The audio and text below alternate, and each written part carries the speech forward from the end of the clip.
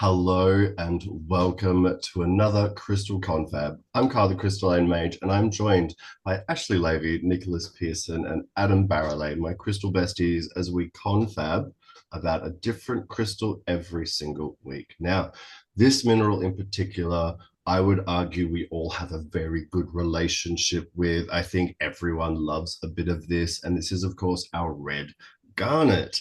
Red garnet has few different variations, and we're going to dive straight into Nicholas, who's going to share a bit of the chemistry, a bit of the magic, and a bit of the energy that it entails. So I want to preface this by saying I'm, as we've probably discussed in the past, I'm like an Uber Capricorn. I've got a big stellium there. I'm a January baby. Garnet is my birthstone. I'm also red-green colorblind. I have never been excited about a red garnet in my life. And I'd heard that there were such things as green garnets and never laid my eyes on them. I'd seen orangey reds and pinky reds, but it was mostly the dull, earthy, browny kind of reds that my eyes don't perceive that color well. So I grew up not loving my birthstone. A story that sounds similar to others out there. And when I was a freshman at university and I started working for the Earth Science Museum, I found out that garnets could come in other colors, not just kind of, green was an option and then variations on red, but they actually came in a wide variety. And it dealt a lot with their chemistry and trace elements and things. And I was really mystified to learn that unlike quartz, which comes in so many different colors, but is fundamentally the same substance, garnets are a whole family. In fact, they're like two series that share a common element, and it blew my mind. Furthermore, that particular year, this would be like early, maybe mid 2000s, the discovery of the Japanese rainbow androdite garnets from Tenkawa Mine in Nara Prefecture was just blowing up all over the place. It was on the front of like Rock and Gem and the Neurological Journal. And the museum I worked for, of course, got all these publications. And I saw this vivid multicolored thing. And I was like, what is this? And my boss goes, oh, well, those are the Japanese rainbow garnets. You like rocks. Surely you've heard about these. They're everywhere. I'm like, I know nothing. So I learned everything I could about garnet. And it turns out at that point, the textbook said garnet came in every color of the rainbow except blue. Not long later, I found better data, more up-to-date information that said garnet could come in every color of the rainbow, except blue garnets were usually micro garnets, and they were found in things like kimberlite pipes, and they were good indicators if you're looking at thin sections under polarized light that you might have diamonds nearby. So you wanted to find them, they just weren't exciting to look at. And then sometime in the last decade, there was a find in Tanzania. I don't know how well this is going to show up on camera, but uh, blue garnets exist. They're kind of more blue violet than like a true blue. But my white whale is out there. In college, I convinced myself when I changed degrees to earth and environmental science, I was going to discover blue garnets and name them after myself. No, I failed. Someone else got there, thankfully, because I was never going to fund that trip. But it has always gotten me really interested in how garnets work. So garnets, because they are a family of two closely related series, there's quite a bit of variation, not just in color, but also in chemistry. They belong to a category of silicate minerals that we call nesosilicates, which are island silicates. You've got like a blob of silica surrounded by what feels like a sea of metals. And because we don't get the hollow framework or a complex sheet or a ring like we find in so many other silicates, there's a lot of dense stuff packed around that silica. And so garnets, like many nesosilicates, are very heavy. The way their molecules come together, they form in the isometric or the cubic crystal system, which means that they have the least bending of light. What you see is what you get. It can have a higher refractive index in other ways. In fact, maybe I'll mention something fabulous about one of my favorite garnets. But the real magic for me doesn't come in examining their relationship with light, because they're not going to do what our other crystal systems do. It's looking at the complexity of their makeup. So most of the red garnets that we know belong to what's called the pyralspite series, which is just a funny word made out of pyrope, almandine, and spessartine, stuck together with ite on the end because that's how we do rocks, as opposed to our eugrandite series, which is the uvarovite, grossular, and andradite. But grossular form the bridge between the two. We can honorarily kind of stick them with both. And our pyrope, almandine, and spessartine group is where we're going to get most of the reds, but also pinks and oranges and occasionally a few other colors here or there. But it tends toward the reddish side of the spectrum versus the yellow green side of the spectrum. And um, a lot of our garnets are formed through one of two processes: liquid magmatic, which means molten rock cools. We see it in garnets. One of the reasons that we picked this house to rent was the jumbo, and I mean jumbo garnet that is in the granite countertop in our kitchen. There's one major garnet, and I saw it and said, okay, I think I could live here. And we find smaller bits of them everywhere. But the other kind of category of their birth, and the ones that I think are a little bit more geologically interesting, are those that are made by metamorphic processes. These are tertiary minerals. They're, bent and broken down. We often find them in things like schist, which is what we've got here, some almandine schist. So it's sparkly from all of the mica, and then those bright red garnets kind of get squished out of it. And they appear to be grains inside that host rock. But when we start to examine all of these things like together, like telling the story of garnets, um, most of the time with silicates, we get these kind of expansive, open-minded, open flowing, we might say amplifying kind of energies, but the denseness of garnet, thanks to it being a nesosilicate with all those heavy metals in there, lots of manganese and iron and sometimes magnesium with our red garnets, they're going to confer a little more stability. They're a little bit more anchoring. When we see the presence of like iron and manganese in particular, those minerals tend to feel a little bit more fiery and earthy at the same time. Um, that structure of that island silica um, is going to give us resistance to outside forces. There was a German lithotherapist by the name of Michael Ginger.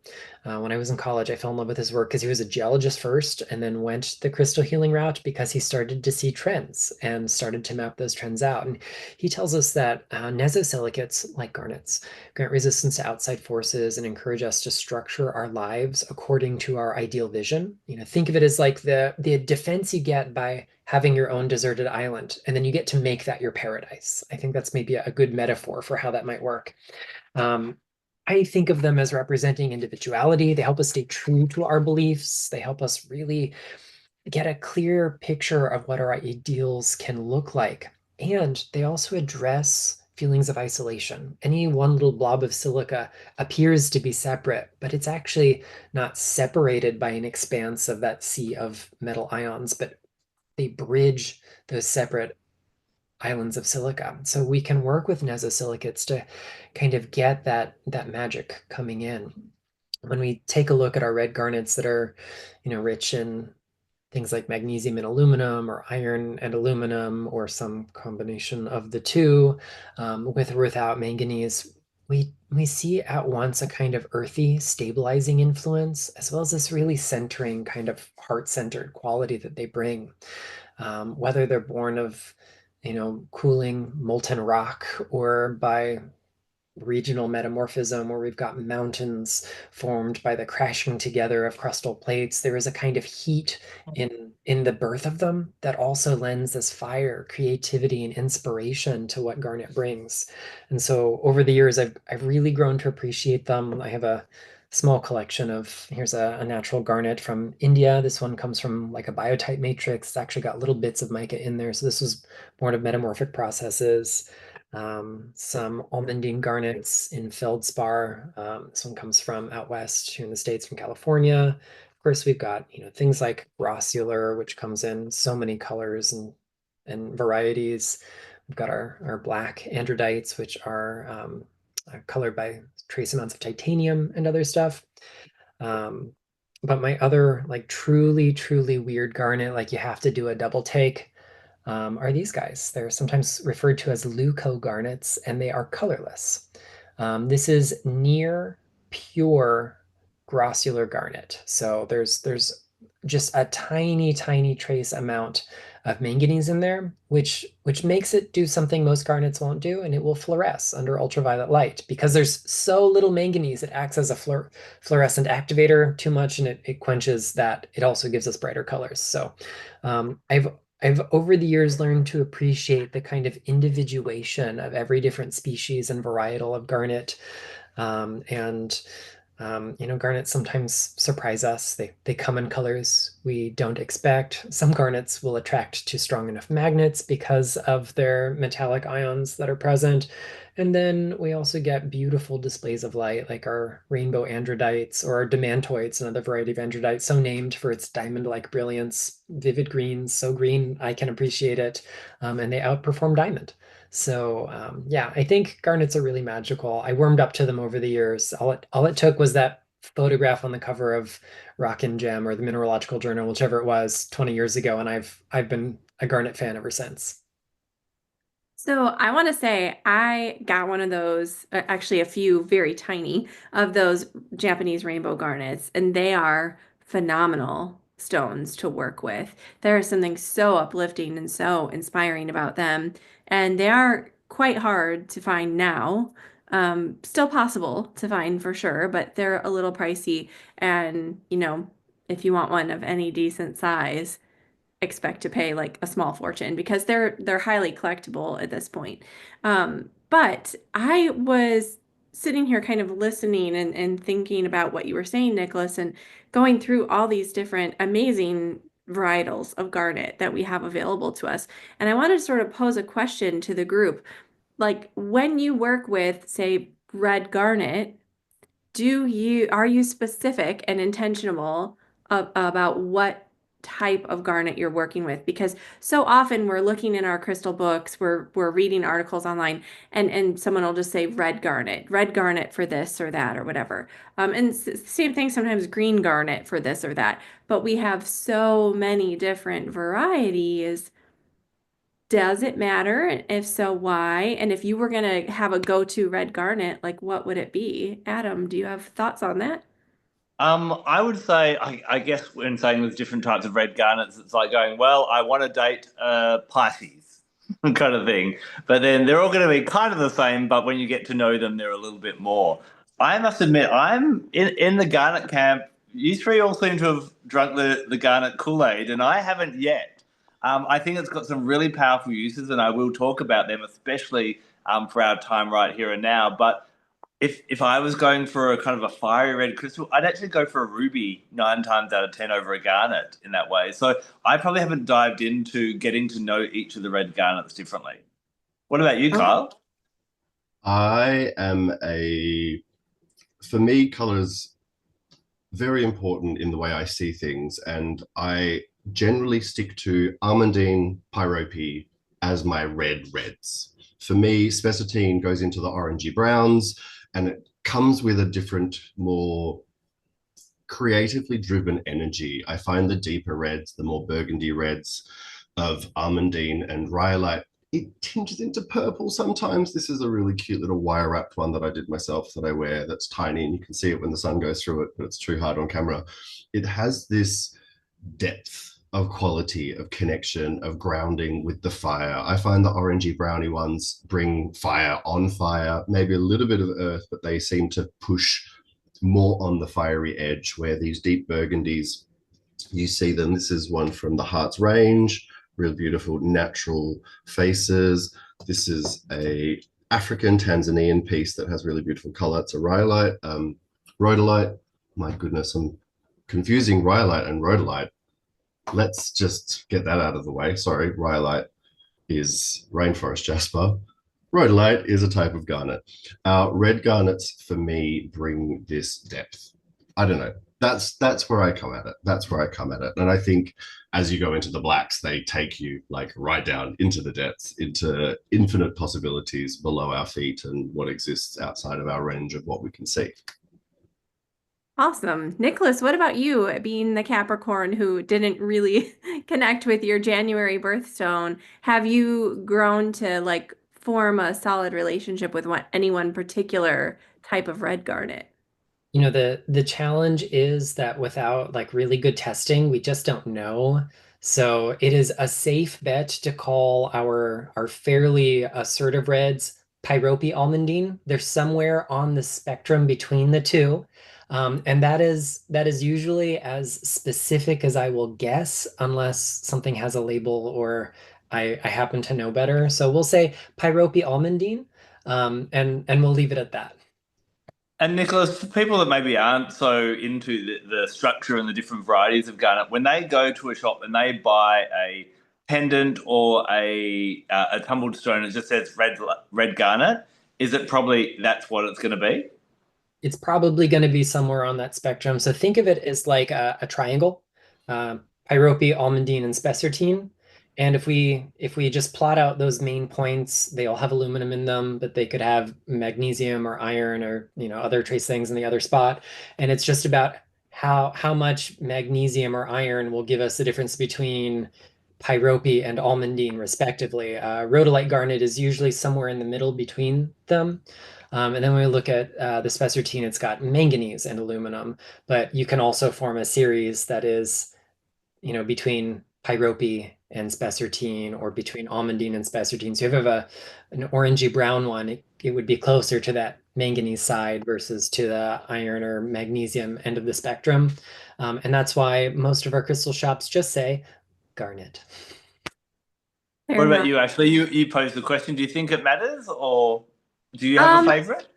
So I always run into the same problem, exactly like Nicholas mentioned, where we can't always know exactly. So I have some things in my crystal toolkit that are just red garnet, right? But sometimes they come labeled, which is really helpful, and you get to kind of tap into those subtle differences. But I want to show this is my new favorite garnet that I just got from the Tucson Gem Show this year, and this is a rhodolite garnet, like was confirmed by the seller. It doesn't look like too much here, but let me just backlight it so you can see if I can do it. Look at the color. It's like the most ready red garnet ever. If you are watching on video, it is something else. I mean, it really is just the most delicious, juicy red. It looks like a little gumdrop. And there is something about this that has that very red violet sort of color to it, that I really resonate with. It feels somehow really sort of soft and really nurturing. Like I love garnet because it's one of those stones that kind of just like envelops you really slowly. It kind of brings me down and creates that sort of ocean of calm, which you wouldn't think of associating with the color red. But in particular, that rhodolite garnet really feels like that's what it does for me, as opposed to maybe that pyrope almandine sort of energy, like especially the pyrope garnet. This is like this is anchor. Get me in my body, get me grounded. Also, get me a bit motivated. Like I feel a lot more energizing quality from this. So it's really interesting kind of exploring those, which is why I was wondering if anyone else had, yeah, sort of thought about that a little bit. Like how does that express itself to us when we're working with those different varietals? Yeah, it's really interesting hearing how everyone's kind of the different ways that they relate to the energy. What about yourself, Kyle? What type of energy do you find red garnets in this umbrella term have for you? For me, I love that they feel protective, that they feel nurturing, and they feel powerful in both making you feel powerful and helping you to see that there is power out there. One of my favorite examples that I found in 2019 is a mala made entirely out of garnet that I bought in Bali, with a couple of stones for the chakras there. And I was drawn to it immediately. Like in the daylight sun, it just looks like black stones. And I knew as soon as I picked it up, I was like, it's not tourmaline. Like, I know it's heavy, but it's not tourmaline. There's a brightness to it. And I saw that it was garnet, and it was an immediate, like, yes, I need this. And what I have done since is I will always wear it when I do big work, when I do workshops, when I do meditations, when I do group work, when I do places where I'm holding space for a lot of people in a lot of time. I am able to manage and work with my energy. I'm able to protect myself. I'm able to stay energized throughout the day and moderate it and utilize it correctly. I find myself really able to be managed. I find myself not burning out, and I know that I can keep doing and delivering along the way. I find myself finding nice, rich red garnets to wear often and regularly. And as I said, the rhodolite that I wrapped myself has that same red color that Ashley showed when you get the light behind it. That's why I had to wrap it to wear it. It's that immediate feeling of like, I've got you. You're safe.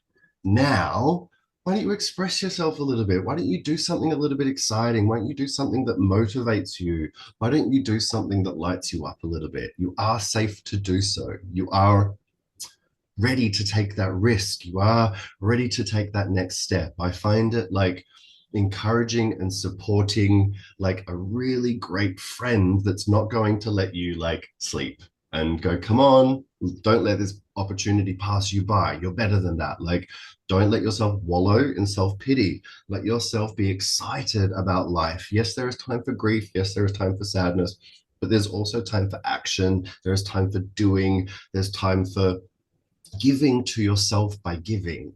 There is time to receive by giving, like being out in the exchange of the world. As Nicholas explained in the chemistry, it really makes sense to me, that feeling of not being isolated anymore, actually knowing that you are yourself and unique and weird on this spectrum of triangles or whatever, and you are perfect as that version. And then there are others that are different, and you can connect to them and be separated from them. Have your own space, take care of your inner child, your inner needs, your emotions, your physical body, whatever it is, take care of that. But also don't hold yourself back from living and existing and being a human that exists in the plane, that can hold up space. Don't feel like you can't hold up space. I think that's a really important lesson that comes from Garnet, is knowing that you can put yourself out there.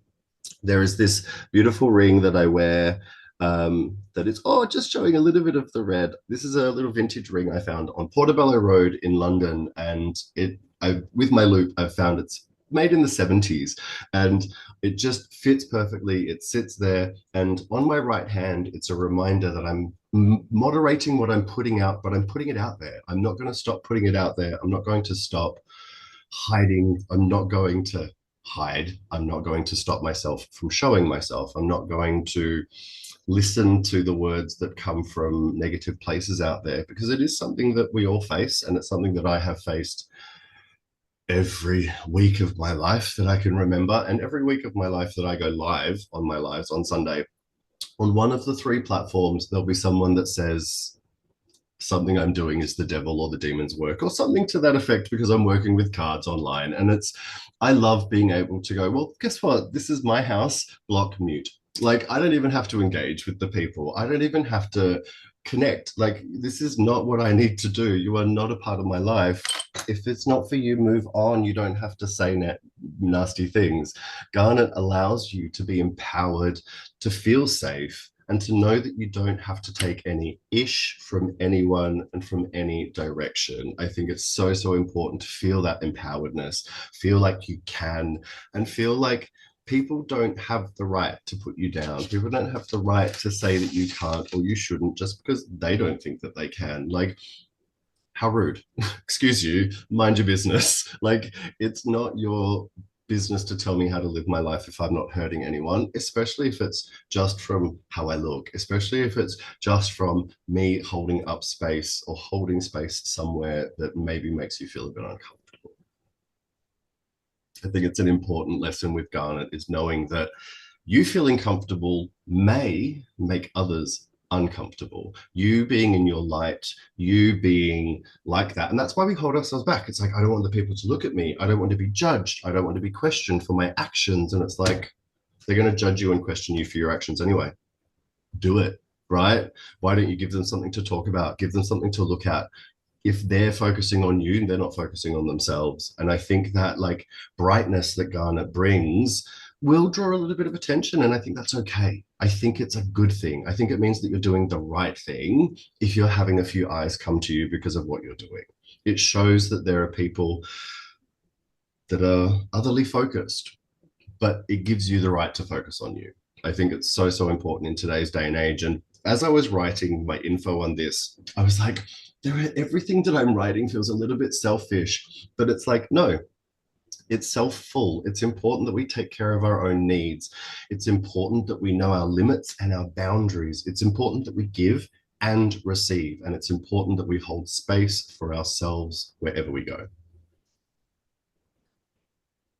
I love that. I love that. And, just to say on the, to go off on a slight tangent where you're doing the devil's work kind of thing, I've been trying to find an accurate number, and it's somewhere floating around 1 million, of how many actual gods are honored around the world today. And I saw an interesting post going, and you're sure that your God's the right one? Kind of thing. It's quite interesting thing. And that's also include the goddesses as well. So speaking of goddesses, I believe you really find a really beautiful connection between Bridget and Red Garnet, Ashley.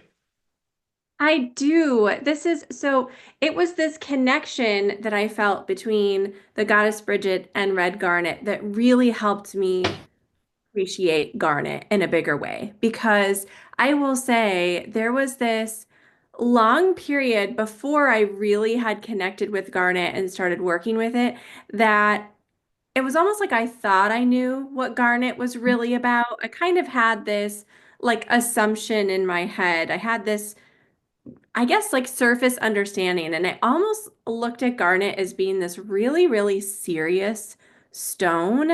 And I was exploring, like, where did that come from? Where did that understanding come from? And it was because all these super serious older women in my life always had like Garnet jewelry on. And I really think that's where that like connotation came from. Like, oh, no, that's for like older, serious women. That's like and that was the vibe I always had from it. And so I didn't really connect. I thought it was just this, I don't know, kind of old fashioned, like, I don't know. I wasn't feeling it. But then I had this amazing experience where I went to Ireland in 2019. And I've talked about this before. I went with my mom. We were doing like a reconnection trip. My mom is adopted. We have like family history there. We went to have this amazing mother-daughter trip together. And we drove around the country. It was a phenomenal experience of like bonding and connection and healing and nurturing, and it was great. And Garnet ended up being this big part of it, Garnet and Carnelian. And so we were driving around to a lot of different sacred sites. We visited a number of holy wells, especially. And there was a particular holy well associated with Bridget, not the main one at Kildare, strangely enough, but one out on the West Coast. And we stopped there, and I had the most phenomenal experience, just sitting at this sacred site, listening to the birds, feeling like the breeze on my skin, feeling so fully present and immersed, and found myself with, I had brought a few crystals with me just in a little pouch for travel. I had brought this garnet for like grounding and helping with my anxiety on the plane and that sort of thing. And I found myself just like twirling this little garnet in my hand, sitting there feeling this connection with the land, with the bird song, with the water, and holding this garnet. And that is where this feeling of that really being held, like Kyle just talked about, really being held and supported, really leaning into like my purpose and my truth and what I am like put here to do, not as a career, not as, but like as a human being experiencing life, right? Like it just had this deep impact and impression on me. So over the next, quite a few years after that, really connecting deeper with Goddess Bridget, who I had always felt this call toward, this pull toward. And that was one of the reasons, specifically, I wanted to stop at quite a few of her holy sites on this road trip with my mom. And digging deeper into Goddess Bridget and understanding her different aspects and that sort of thing, I started to understand how the different crystals that I was feeling drawn to at that time, where I was really opening up to her energy and her presence, sort of related to her different aspects. So Garnet, I sort of connect with her aspect as the healer. And in a past episode, when we were talking about Carnelian, I talked about the connection to Bridget as Hearthkeeper. But in Bridget's aspect is healer, Bridget was like known to have this amazing knowledge of herbs and herbal medicine. She was one that could talk with and connect with the bees. And if we think about the importance of honey for healing, right? Honey is so powerful. It has amazing antiseptic qualities. We connect with it even still when we, have a scratchy throat, a sore throat, we'll have a cup of tea with honey. And Bridget was like this keeper of the bees, this amazing goddess who could communicate with the bees, speak with the bees. And if we think about, what the bees are really representative of is community in so many ways. And so here is this amazing goddess who is able to inspire community action and orchestrate community action. And so it's through community often that we find healing as well. So it's not just in the plants and the land, it's not just in the honey, but looking at the symbolism in that, it's where we find healing in community. And that for me is so much of what Garnet is, because when we are present in our truth and what we're supposed to be here doing as humans, so much of it revolves around connection and collaboration. And that is where I feel some of Garnet's strongest gifts lie. Like this is where it's at. So if you've been feeling that feeling of being disconnected and separate, and you want to come back together as part of that bigger whole, like Nicholas was talking about with just the chemistry of Garnet, like this is a stone that can really help you do that in big ways. And so if you, like me, feel really connected with Goddess Bridget, or if you don't and you'd like to explore that, one of the best ways I feel like we can work with Garnet to get close to her is to let Garnet be sort of a muse to inspire you, to inspire poetry, song, dance, music. Like let those sparks of inspiration fuel you and help you find your place in community and the things that you can do to make the world a better place. So actually, are you saying just by kind of having Garnet around near you and then creating those opportunities for those kind of muse-like experiences, that's a good way to work with this crystal? Yeah, for me it's almost like a tuning in and a listening. Like I'm so often taken back to that exact moment of, sitting at the holy well and hearing the bird song and feeling so inspired by that, so connected.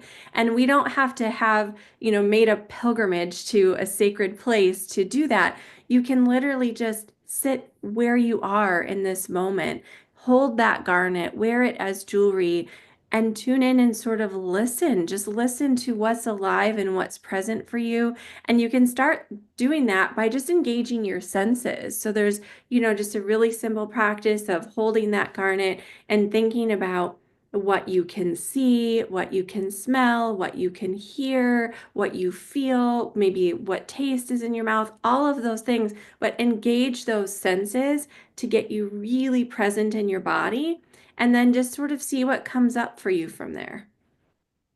I love that. I love that. I must admit, today I've been sitting here in the background, kind of smiling like a Cheshire cat. I hope everyone's kind of notices, one of the things I love about Crystal Confab is that we all bring different ideas. But there's really been an underlying theme today of this kind of selffulness, as I think Kyle put it, and Nicholas was talking about being on that deserted island and that type of thing as well. There's a bit of method to our madness here on this podcast. So yes, we have to choose different crystal each week, and you may notice that I try and tie it into something that's happening astrologically. And the reason that red garnet was selected for this time is there's about 3 different astrological events that are actually happening where I think red garnet is absolutely perfect. The one that ties in so beautifully with what we've all been discussing today is the retrograde of a major asteroid by the name of Vesta, another goddess. She's known by the Greeks as Hestia. Now, to tell you a little bit about this goddess, she was known as the goddess of the hearth and the home. So, if you think about it, she was the fireplace that was honoured in the past, and we maybe don't honour our fires as much these days. But think in times gone by, it was a source of warmth. It was where you cooked your food. It was where the family gathered. It was a really key part of that. But when you kind of look at the honouring of this goddess, that she had these Vestal virgins, which were her priestesses. Now, when we hear the word virgin these days, we think of someone yet to experience sexual intercourse. But virgins were, the definition was slightly different. These priestesses were actually ones who decided not to take a husband. So not to go down the normal heterosexual route of, we find a lover, we get married, we have children, and we build a home and that type of thing as well.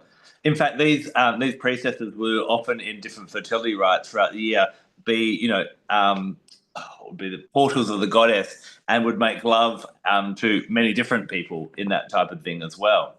So what Vesta kind of represents is not just that fireplace that we kind of think and basic descriptions will be about her, but it is about honoring that fire within you. And so what happens, this asteroid that is in an asteroid belt between Mars and Jupiter, when she goes retrograde, which is happening in the coming days, you're going to find that your self-integrity or relying on yourself will be compromised. And this is where red garnet is the perfect asset to have by you, because people will ask you to do you think could you help me out with that, when you've already decided, no, I'm having a night off, or, or one more hour, or, those little things where and for me, why I love red garnet is it has this real warrior energy, not in an aggressive, assertive way, although I do find it quite fiery, but more so in, if you were a warrior, you need to make sure you're at your best so that you can give your best. Do you mean if a warrior was going to battle, they're trying to prepare themselves to be in tip-top shape? And that's exactly what we've been talking about today. This is a crystal to make sure that you are looking after yourself. Again, as Kyle said, it's not selfish. It's being selfful because you can give your best as a partner, as a parent, as a colleague, as just a contributor to this world. If you're in a bad shape, you become a drain on society rather than a contributor to society. So really look at where your boundaries are going to be pushed in the next few weeks of people trying to get you to do things that are beyond what you actually want to do. And then keep red garnet nearby you and either sit and ponder each night and go, did I bend too much? Why did I bend too much? Was it that need to try and get other people's approval? But as I often say, it doesn't matter if you're Donald Trump or Lady Gaga or Mother Teresa. You're going to have people that love you and people that hate you. But only you get to decide how you feel about yourself. And Vesta retrograde is a really great time for you to kind of get those personal boundaries a little bit stronger as well. So that's one thing that's happening really soon. Now, I'm going to talk to my Southern Hemisphere friends because we also have a equinox happening. Now, it's going to be different. It's going to spring equinox, which is known as Ostara in the Northern Hemisphere. This is a really great time for getting back into action, planting seeds of desire. But for us in the Southern Hemisphere, and Kyle, I don't know if you've noticed it, we've stopped our scorching hot 40-degree or 100 Fahrenheit days, and it's starting to cool down slowly, and you're starting to get a bit of chill in the morning. We're going into that autumnal weather. Remember that humans are this only species on this planet that ignores the cycles of the sun, the moon, and the seasons. When the sun goes down at night, trees and plants will change their behavior, and so will animals. Humans, we flick on a light and keep going. And, that's why we throw out our melatonin, our serotonin cycles, our circadian cycles. That's why cortisol keeps us up late into the night, all these different things. with the seasons as well, do you behave differently in the summer and the winter? With our climate control, a lot of the time, we still do a lot of the same stuff a lot of the time. Mabon, or the autumn equinox, is a really great time to start slowing down, to get into that more introspective time. And for me, this is a really beautiful time. We don't get it so much in the southern hemisphere, but in the northern hemisphere, one thing I love is you have all the autumn leaves. The trees realizing that actually I no longer need this excess leaves. And for my survival and introspection in these colder months, I need to let go of excess. So this is a really beautiful time to focus on your base chakra. And of course, the base chakra is about feeling grounded, feeling safe and secure. And a lot of the time why we feel overwhelmed is because we're trying to stretch ourselves in too many different directions. And this is a great one for Mabon to kind of go, no, I need to come back to what I need and focus on that and build those boundaries around that as well. Now, the final thing, I'm a little bit too late for this one, but I'm also wearing mine now, and it's a special type of garnet that we haven't talked about yet, which I'm going to throw back to everyone in a moment, the blood moon. So we talked about the blood moon last week with bloodstone, and the blood moon, by the time you're listening to this, has already happened. But I'm giving you 1 year's warning because we have another blood moon in Virgo in 2026 as well. And the crystal that I'd love you to get is not just a red garnet for that, but a star red garnet. And I wanted to ask the gang, asterism is this kind of effect you get on certain crystals such as garnets, rubies, rose quartz, sapphires, diopsides, where when you shine the light on it, you get either a 4-rayed or 6-rayed star that kind of glides across it. And I'd love to know from everyone, what does that do to the energy of that crystal when it's got and I think I've seen a few people grab different crystals off camera for a second. What does that do to the energy and what's your feeling on star crystals? And, I'll come back a little bit and talk about star garnets. Nicholas, I thought you grab yours first. So in the case of our garnets, it's usually either titania, so something like rutile, although it could also be, tiny little fibers of other minerals that are in there. But, that titanium influence that we find in rutile is so connective. It is strong. It forges great boundaries and things as well. Helps us reach across distance while still protecting our light. And I find it so enlivening. I have a star garnet sphere, which was not labeled a star garnet sphere. It was just in a basket of regular garnets. And I never go crystal shopping without a bright light. So like, my mobile device, I have to look at everything under a bright light to see what's happening inside it. And I mean, the moment I turned the torch on, it was right there, this perfect 4-rayed star. And I went through every one of them categorically to find the best, but it was the first one. It's always the first one. And I love that it brings a greater sense of movement to the otherwise somewhat kind of stabilizing or anchoring quality that garnet has. And yeah, I think they're really, really sweet. Kyle, I saw you grab one as well. I have also had a very similar experience, but with a pendant. I bought this really beautiful garnet pendant, took it outside, the sun hit it, and it went ping with a 4-ray star. And I was like, yes! I'm so excited. Like, it brings life, this energy, this like richness, the same way that like golden rutile, star rose quartz, star diopside, I find anything with an asterism, a star in it, just brings this party, yes, do, amplify, can, like, depending on the situation, it's like a yes for me. I've started to doubt myself this week as well. I was just doing some Google searches for images as well, and I've always been very certain and confident and taught this, but I want to double check with everyone now. When it comes to, you've got star garnets and you've got star rubies. Now, they look very, very similar. They're both kind of that red. There will be kind of variations. But both Nicholas and Kyla mentioned it's a 4-rayed star with garnet, but it will be a 6-rayed star with ruby. And please confirm that I am always correct. Yeah. Yeah. Because it's quite, when I did a Google image of star garnet, some of the images had a 4-rayed star and some had a 6-rayed star. So I do wonder sometimes whether in sales people are getting a little bit confused on what they're selling, type of thing. But yeah, that's obviously because of the layout of the structure of the crystal. Yeah. Exactly. There is a really great exception, though, although it is rare. Corundum can produce a 12-pointed star if we have the right spacing of the rutile inside them. Just If you when I think about thought, the fact that garnet is cubic, 4 sides. yeah. Ruby, hexagonal, 6 sides.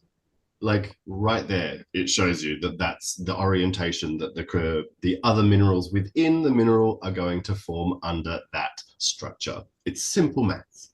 Yeah. How about yourself, Ashley? Have you worked much with star garnets?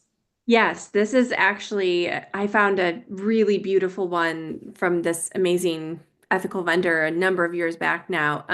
But it's just it's a massive cabochon.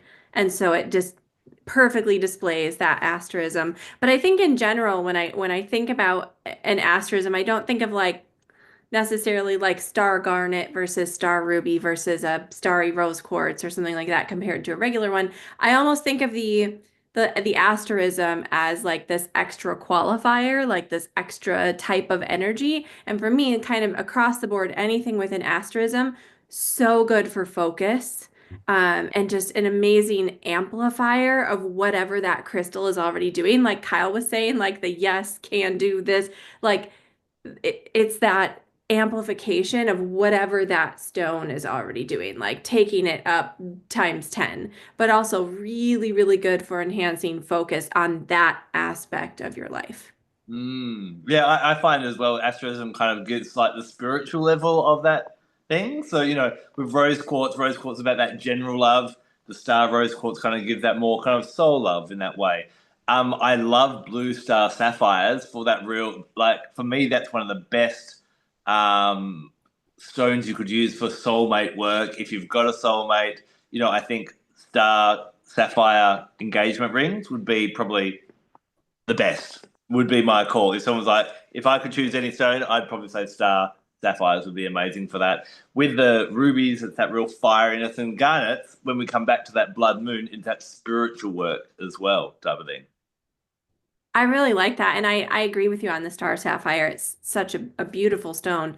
But this is making me think of there is this lapidary worker who is as famous as you can be for that kind of thing, I guess, here in the States. But he did a lot of lapidary work and a lot of mineral sourcing for Melody, the author of the Love is in the Earth series of books. And his name was Bob Jackson. And he would make these chakra healing sets. Very, very few of them. It took him a lot of time. But he would use the metamorphosis quartz from Brazil, which is like trademark name for a quartz from Brazil with an asterism in it. Sort of almost like a girasol, according to Melody's literature, different than a girasol, but looks very much like a girasol, but then containing the asterism. But he would actually create doublets where he would put that asterated quartz on top of different, like what are considered usually more like high vibrational stones. So you would have like a beautiful ruby with this asterated quartz on top, a sugilite with asterated quartz on top, and a dioptase with the asterated quartz on top. I mean, very, very cool doublets where these are bounded together. And then he would create like these chakra stone sets out of them. And I was lucky enough to have a few of these throughout the years that I was able to work with, but that's where I really, really learned to appreciate that asterism as like its own formation and what else it kind of brought to the party. So if anyone just is out there, do a quick image search and see if you can find like Bob Jackson metamorphosis quartz chakra sets and just look at them because they're very, very cool. That is awesome. I love that. I always love in our conversations to kind of leave our listeners and our viewers with kind of practical things they can do with their red garnet. And actually, with Bridget, you gave us a classic example of that. I would say with this kind of Vesta retrograde and this kind of integrity that we've all been talking about, I think it's valuable to, we have these little pockets in our genes. People often call them, I think, coin pockets. What? They're crystal pockets. That's a really nice place to kind of sit your red garnet at the moment type of thing. But I think it's also nice to even place one where distractions tend to come. So if you place one with your phone, if you find that's where it pulls you away from who you are, or if at work you always get pulled away, maybe you're laying one on your desk and that type of thing. It's that kind of energetic but also visual reminder of honouring yourself as well. But I'd love to ask the other gents as well. Kyle, do you have a way that you could kind of suggest people, they've got their red garnet, what do they do with it? Whilst I was sitting, I wrote down a couple of questions, and I think sitting with yourself, sitting with a piece of garnet and asking yourself these questions could be really, really useful. The first one is, what is going to be my best course of action that takes care of my own needs as well as everyone else involved? Sit with that. How much can you do for yourself as for everyone else? Find that balance moving forward. And another one, do I just need a hug? Or maybe a conversation with a close friend? Like sometimes it's just that acknowledgement that you need a bit of support, and sitting with that garnet going, actually, okay, I'm going to reach out to that friend because I need a hug. I'm going to give myself that little bit of support. I think, what can you do? How can you use your energy? And what support do you currently require? I love that. Very, very in alignment with Vesta retrograde as well. Love it. Nicholas, what about yourself? Garnets feel so corporeal, so kinesthetic to me. Like I want to play with the physical bodies of them. And so oftentimes when I want to like integrate crystal energy into my lives, I try to find, we'll call them therapy windows rather than just calling them energy centers. It's not necessarily about a map of the energy body, but about how our bodies relate to space and time and ourselves and our rocks. And three zones that I really love integrating garnet, but also lots of other crystals with, is just head, heart, and belly. And there's something about bringing us into communion with our physical bodies this way. The heft of the garnet kind of anchors the mind when we hold it up to our brow or to the top of the head. So we're not, spinning out in there. We bring it to the heart, and it's got that stabilizing, centering influence, like we see its mesosilicate structure do for us. Then the belly, usually for me, that's a little lower than the belly button, but somewhere in that abdominal region would be nice. And it's about kind of feeling at home in your body and doing that with a stone that brings us in touch with the material world, that allows us to have that kind of energetic relationship, I think is really useful. But it's also just a fun exercise for any crystal you want to get to know. I love that. I love that. One other novel thing that I've heard, some people find that putting a red garnet in your socks will actually help, or in your gloves will help with circulation. So as it gets colder in the in the southern hemisphere, maybe we all need to put a little garnet in our socks or that, and see if that works as well. Maybe let us know in the comments if that's worked for you. But we've given you enough to kind of Google today, whether it be that lapidrist or whether it be asterisms. Go out and search, and hopefully you've also found some new love for garnets as well. We'll be back next week to discover another great, amazing crystal, another gift from Mother Earth, and have a bit of a confab with it. Thanks for joining us today. Until then, take care and blessed be.